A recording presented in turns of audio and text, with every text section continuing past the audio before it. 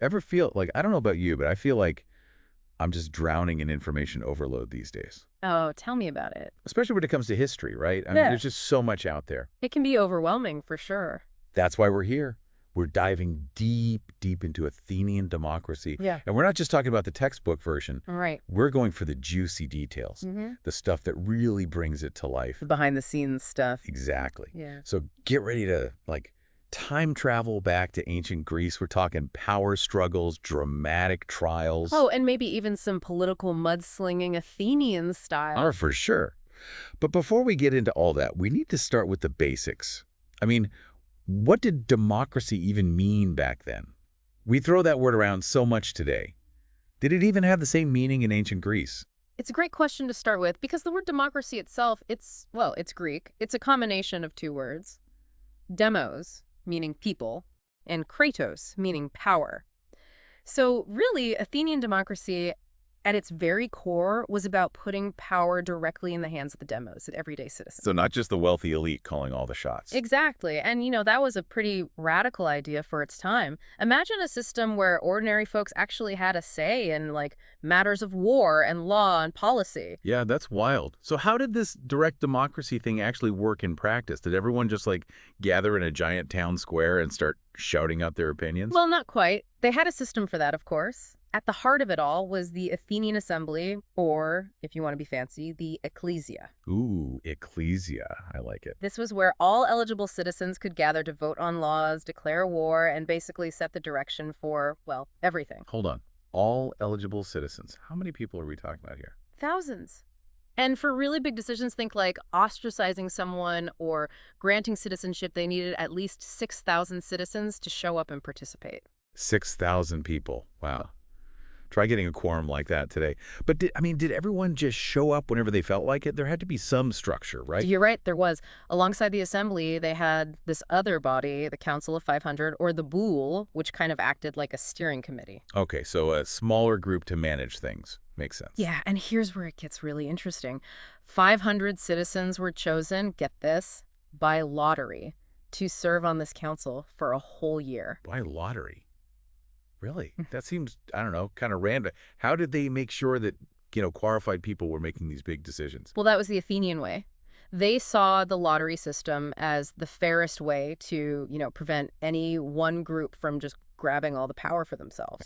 Interesting. The council's job was basically to prepare the agenda for the assembly and kind of pre-screen proposals.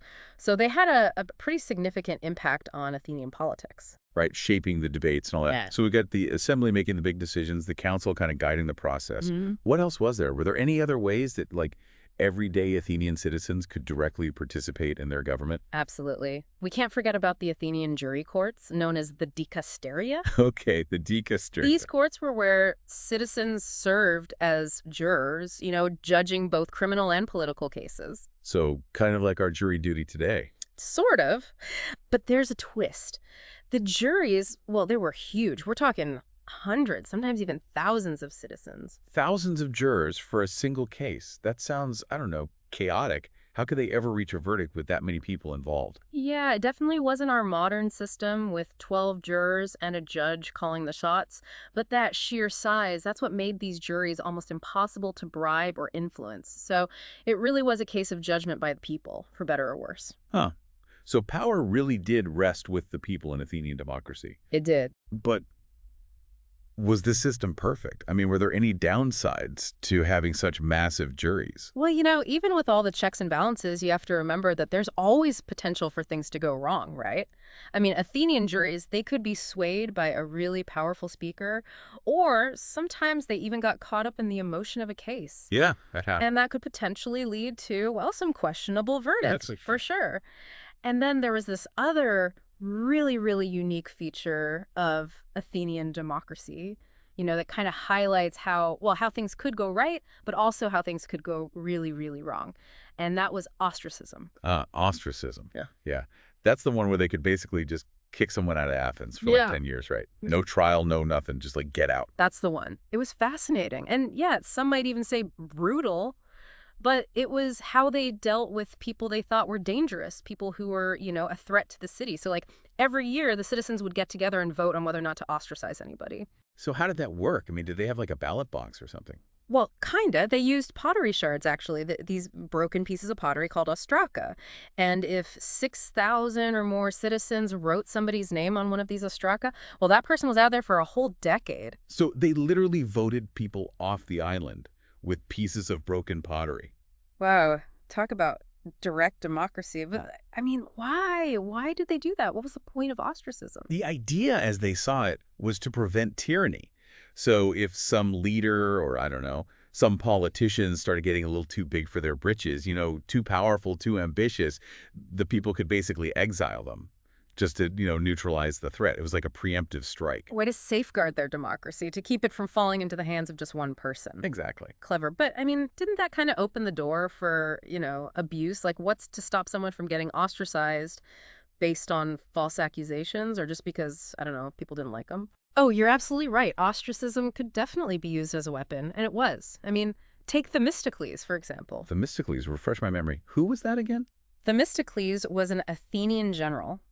And I mean, a brilliant one. He was a hero of the Persian Wars. Actually, he was the mastermind behind the Athenian victory at the Battle of Salamis, the one that basically saved Greece from being conquered by the Persians. Oh, yeah, yeah. Okay, so a genuine war hero. A total rock star. And they ostracized him. They did. They did. Just a few years after his, big win at Salamis, his political rivals managed to turn public opinion against him. They accused him of corruption, of wanting to become a tyrant. And that was it. He was out. Forced to flee Athens. Wow. That's a rough way to go, especially for a war hero. I guess it just goes to show that even a system designed to empower the people can be, I don't know, kind of twisted and used for not so great purposes. Yeah, that's one way to put it. Athenian democracy, it was complex, Right. full of checks and balances, but also just full of human flaws, Yeah. like jealousy and ambition and the desire for power, Yeah. right? But yeah, that never goes away. But it's interesting, right, how this all played out so publicly. I mean, especially in their theater. The Athenians were really into their theater, weren't Oh, they? yeah, big time. They had this vibrant, really lively theatrical tradition. And what's really interesting is that, their democracy, it wasn't just about politics. It extended into the arts, too. Like, the theater became this space for open dialogue, Mhm. where playwrights could, like, poke fun at the government, at society, all that. So Absolutely. they allowed plays that, like, satirized their leaders Yeah. and made fun of their institutions. Uh-huh. I mean, that's pretty bold, considering they could, ostracize somebody for being too powerful. Oh, yeah, it was definitely bold. And we have playwrights like Aristophanes to thank for that. Yeah. He was like the king of comedy, seriously. His plays are so funny, so smart, but also full of this biting satire. He targeted everyone, politicians, warmongers, intellectuals, philosophers. Nobody was safe. He even took aim at like the very idea of democracy itself. Wow. So no sacred cows for this guy. What kind of stuff did he, like, actually make fun of in his plays? Oh, man, everything. One of his most famous plays is called Lysistrata, and in it there's this group of women who decide to go on, get this, a sex strike to force their husbands to end the Peloponnesian War. A sex strike to end a war. Talk about political satire. Okay, but what was his, like, actual stance on democracy? I mean, was he a supporter, a critic, somewhere in between? That's the million-dollar question. And to be honest, scholars are still debating that today. His plays are so, I don't know, so layered and nuanced, it's hard to pin down his real views. He definitely saw the flaws in Athenian democracy, for sure. But he also seems to have really valued its potential, for free expression and open debate. So he was kind of like holding up a mirror to Athenian society, Yeah. making them laugh, but also making them think. Exactly. And, that's what makes Aristophanes so relevant even today. His plays, they still challenge us, to think critically about power, about the role of satire in a democracy, and just about that delicate balance between freedom of expression and, being a responsible citizen. Right, freedom of speech, but also thinking about the consequences. Exactly. So Athenian democracy, it flourished for centuries, right? Yeah. I mean, they were a powerhouse. But like all empires, eventually they faced some, well, external pressures. What was it that ultimately led to their decline? Well, it's a complicated story, but a big part of it was the rise of Macedon. First under King Philip II, and then later under his son, Alexander the Great. You've heard of him, right? Oh, yeah, Alexander the Great. Everyone's heard of him. Okay, so was it basically just a case of Athenian democracy getting, like, crushed by a stronger military force? I mean, was that it? It's a More complicated than that. Macedonian dominance over Greece definitely put limits on the independence of all the city-states, including Athens. So while they still had some control over their own internal affairs, their foreign policy, forget about it. They were pretty much under Macedon's thumb. So it's like they could still run their own city, but when it came to dealing with other states, their hands were tied. Yeah, you could say that. And it's fascinating because around this time, the definition of democracy actually started to shift. So it went from meaning, direct rule by the people to meaning a republic or like any non-monarchical government. Huh. So the meaning of the word changed along with the political landscape. Exactly. It's a good reminder that the meaning of words can change, And it makes you think, I mean, Athenian democracy, the system that was so proud of giving every citizen a voice, in the end, they kind of lost their voice on the world stage, Hmm. because of these outside forces. Wow. That's kind of sad. I mean, were there any other, I don't know, any other democracies that managed to like survive this Macedonian takeover? Well, it's not a completely depressing ending. I mean, there were some pockets of resistance, Yeah, some yeah. cities that managed to hold on to a little bit of their independence and keep some democratic principles alive, even under the Macedonians, like Rhodes, for example. They actually carved out a pretty independent and democratic system for themselves. So that shows that, the spirit of Athenian democracy wasn't completely snuffed out.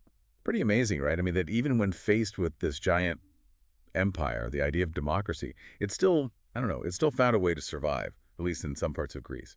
Makes you wonder, like, was Athens the only city-state experimenting with this whole democracy thing? Oh, not at all. Athens definitely gets most of the attention, but there were other fascinating examples of democracy in ancient Greece. And each one had its own like unique flavor, its own set of challenges. I mean, we've already talked about Rhodes, but there's also Thebes. Yeah. Huh? They developed a more moderate form of democracy in the 4th century BC. Thebes.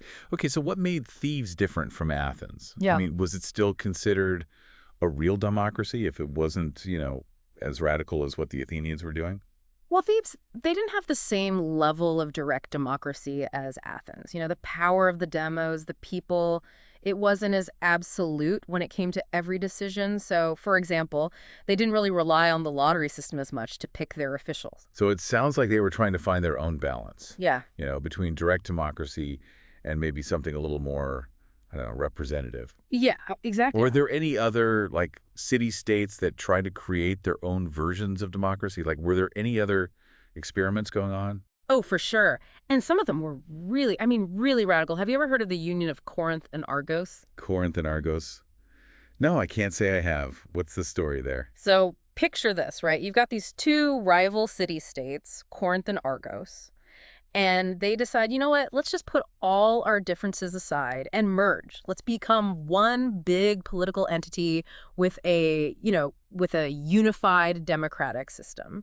They even went so far as to tear down the boundary stones between their territories. They were serious about this unity thing. Wow, that's taking unity to a whole new level. Tearing down walls, literally. Yeah. Sounds like they were, I don't know, really committed to this whole democracy thing. What would make them do something that drastic? Well, a big part of it was Sparta. That whole Spartan aggression Oh thing yeah, there. Sparta, always causing trouble. Right. So Corinth and Argos, they both had enough of Sparta basically pushing them around. So they decided to join forces, create this united front, two become one, all that. It's like, the enemy of my enemy is my friend, right?